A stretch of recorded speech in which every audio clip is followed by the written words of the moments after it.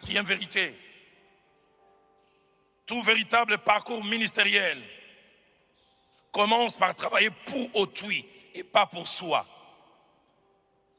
J'aimerais le répéter, tout parcours ministériel commence par travailler pour autrui et pas pour soi. Qu'est-ce que je veux dire par là? Commence par mettre son temps, son talent, son énergie et ses atouts, non pas pour soi-même, mais au service de quelqu'un.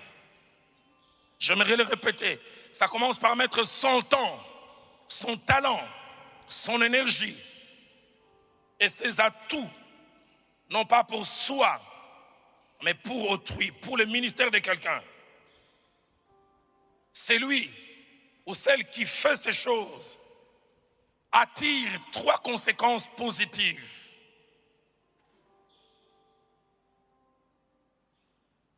La première, il attire l'approbation de Dieu, qui finit par nous confier ce qui est à nous. Quand nous mettons notre temps, notre énergie, notre force de tout cœur pour quelqu'un, pas en murmurant, nous hâtons Dieu dans sa démarche de nous confier ce qui est à nous. Dans Luc au chapitre 16, au verset 12, Jésus-Christ dira cette vérité profonde. Et si vous n'avez pas été fidèle dans ce qui est à autrui, qui vous donnera ce qui est à vous? Jeunes gens, si vous voulez que Dieu vous donne quelque chose de grand, battez-vous pour que ce que l'autre a devienne grand par votre apport. Priez pour cela en coulisses, jeûnez.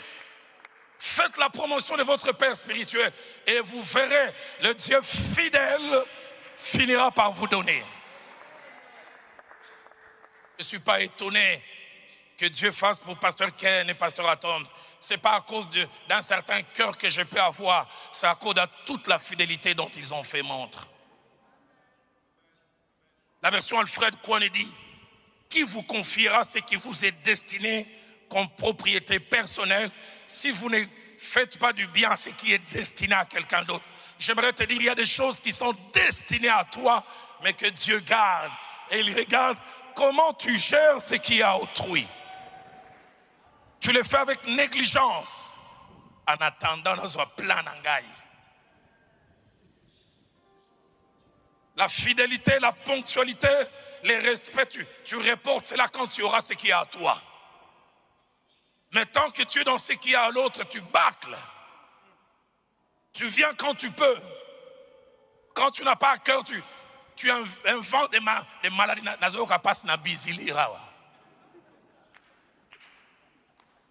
Dieu te donnera aussi des enfants qui auront mal à bisilir.